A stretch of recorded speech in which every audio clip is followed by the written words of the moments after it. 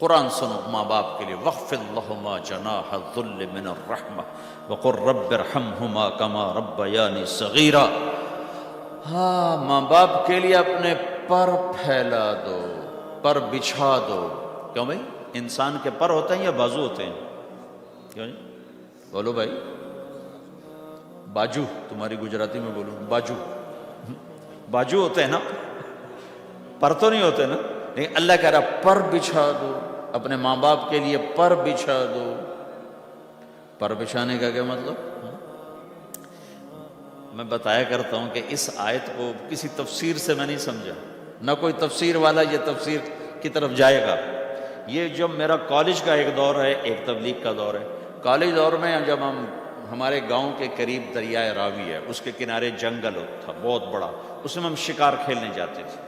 ایک ایک ہفتہ جنگل میں پڑے رہتے تھے، تو ساتھ کھانے کا سامان، ساتھ سارے حشم خدم، اور ایک ایک ہفتہ ہم شکار کھاتے۔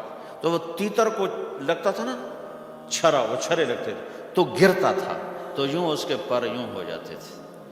میرے آنکھوں کے سامنے وہ تیتر نظر آ رہے ہیں، وہ یوں ایسے گرتے تھے اور یوں گردن ٹیڑھی ہوتی تھی، اور اس کا مطلب یہ ہوتا تھا کہ اب میں تیرے بس میں ہوں، ذبح کر یا چھوڑ دے، میرا بس ختم ہو جائے۔ تو آئے ہائے ہائے، قربان جاؤں قرآن کی خوبصورتی پر۔ میرا رب کہتا ہے اپنے پروں کو بچھا دے ماں باپ کے آگے، جیسے زخمی پرندہ تیرے آگے بچھ جاتا ہے کہ ذبح کر دو صاحب، بھون کے کھا یا کباب بنا کے کھا، اب تیرے حوالے ہوں۔ ایسے ہی ماں باپ کے آگے یوں ہو جا۔ کیا خوبصورت تعبیر کی ہے۔ لا تقل لہما اف، اون بھی نہ کر۔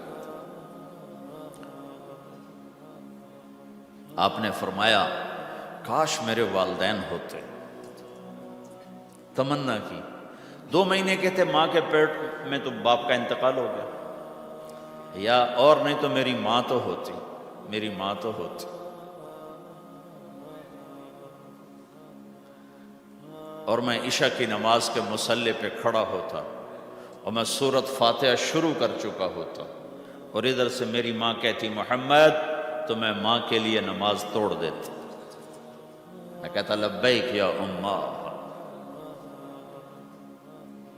حج کا سفر ہے، 63 سال عمر ہے، ماں کو فوت ہوئے 57 سال گزر چکے ہیں۔ آپ حاجیوں کے ساتھ ابوا سے گزرتے ہیں، 10 میل آگے بستی ہے، پہلے قبر آ جاتی ہے۔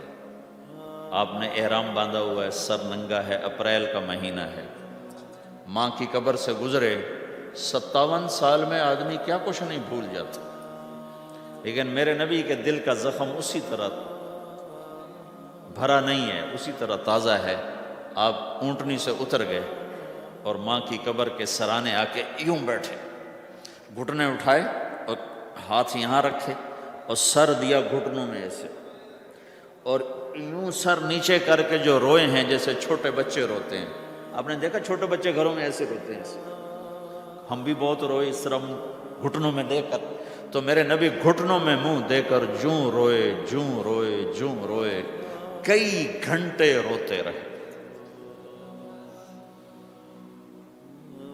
سن 2000 میں حضرت آمنہ کی قبر کی زیارت کے لیے پہنچا، ڈھونڈتے ڈھونڈتے اللہ نے پہنچایا، ایک رہبر کو ساتھ لیا، وہ پہاڑوں کے اندر وہ قبر ہے، تو وہ اندر ہمیں لے گیا۔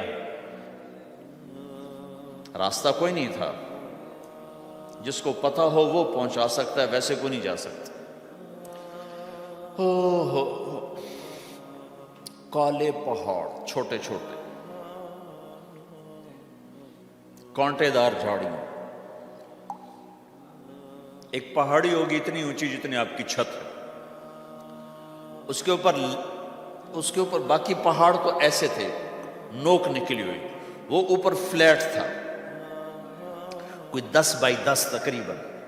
وہاں میرے نبی کی ماں آرام کر رہی تھی۔ تو میں نے چاروں طرف دیکھا تو 2000 یعنی صرف 12 سال پہلے جنگل، ویرانہ، وحشت، 1400 سال پہلے یہاں کیا ہوگا؟ میں اللہ کی بے نیازی سے کانپ رہا تھا کہ میرے رب جس کی خاطر تو نے کائنات بنائی، یہاں اس جنگل میں اس پہ اتنا امتحان ڈالا، وہ بھی 6 سال کی عمر میں۔ باپ دیکھا نہیں، بہن کوئی نہیں، بھائی کوئی نہیں، خالہ کوئی نہیں، کوئی ساتھی کوئی نہیں۔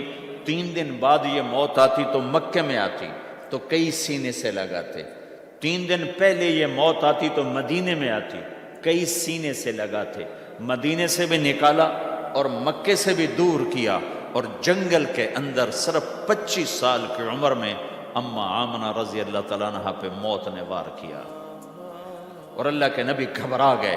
6 سال کے بچے کو سمجھ میں نہیں آ رہا کہ یہ کیا ہو رہا ہے۔ حضرت آمنہ بول نہیں پا رہے، مجھے لگتا ہے غالباً ہارٹ اٹیک ہوا ہوگا۔ 3 افراد، والدہ، خادمہ ام ایمن اور میرے نبی، اور حضرت آمنہ یوں تڑپ رہی تھی، ایسے پہلو بدل رہی تڑپ رہی تھی، اور آپ سہمے ہوئے بیٹھے تھے اور سمجھ میں نہیں آ رہا تھا ہوا کیا۔ پھر حضرت آمنہ نے آخر میں اپنے آپ کو، ہارٹ اٹیک میں بولا نہیں جاتا، مجھے ہوا تھا تو مجھے پتہ ہے بولا نہیں جاتا، آخر بجھتی شمع بھڑکی کہ بیٹا ہر زندہ نے مرنا ہے، ہر جوانی نے ڈھلنا ہے، اور لگتا ہے میرے جانے کا وقت آ چکا ہے۔ ولدت طہرا، تو ایسا پاک ہے کہ تیرے ذریعے سے سارا عالم پاک ہوگا۔ اور شمع بجھی، اور چھوٹا سا معصوم بچہ ماں کے سینے پر سر رکھ کے جو رویا ہے، کاش تم اس جگہ پہ ہوتے، اس خوبصورت ملک میں، تم ابوا کو کیسے جانو، اور میں تمہیں کیسے بتاؤں۔ میں ہزاروں دفعہ یہ قصہ سنا چکا ہوں، مجھے ہر دفعہ رونا آتا ہے کہ میں وہاں اپنے آپ کو محسوس کرتا ہوں کہ ہائے، یہاں اس جگہ اتنا بڑا امتحان، وہ صرف 6 برس کا،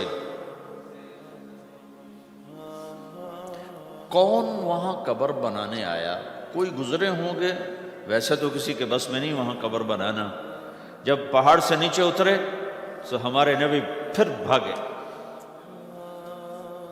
جب ام ایمن اوپر پہنچی ہیں تو کیا منظر تھا کہ ابوا کے پہاڑ بھی روئے اور زمین آسمان بھی روئے، اور ہر پتھر رویا کہ 6 سال کا معصوم بچہ 2 جہان کا سردار ہے، جنت کا چابی بردار ہے، اللہ کا جھنڈا ان کے ہاتھ میں ہوگا، شفاعت ان کی کہ طفیل حساب ہوگا، ان کی شفاعت کے ساتھ پل پار ہوگا، ان کے صدقے جنت کا دروازہ کھلے گا، ان کے صدقے جنت میں داخلہ ہوگا، ان کے صدقے گناہوں کی معافی ہوگی۔ اور اتنی بڑی ہستی والضحیٰ واللیل اذا سجا کا ٹائٹل لینے والا، وما ارسلناک الا کافۃ للناس بشیرا ونذیرا کا ٹائٹل لینے والا 6 سال کا بچہ، مجھے دیکھو ماں کی قبر کو سینے سے لگایا ہوا تھا اور اس کے اوپر لیٹے ہوئے تھے۔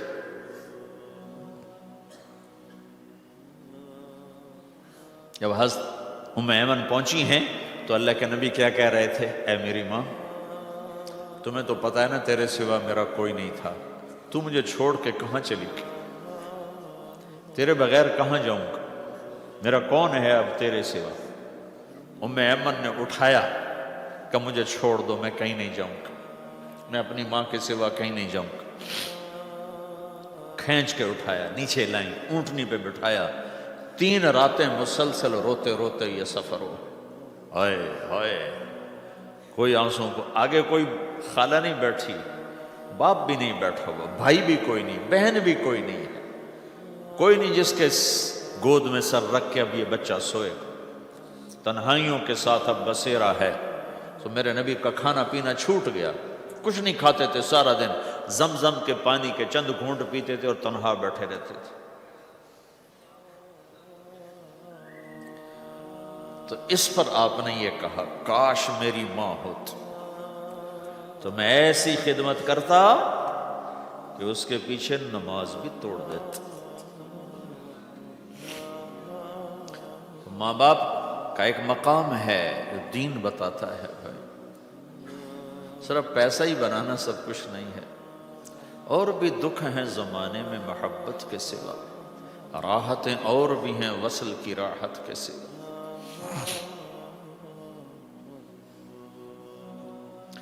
ماں باپ کا مقام ہے، ان کو مقام دو، لیکن ماں کی وجہ سے بیوی پہ ظلم نہ کرو۔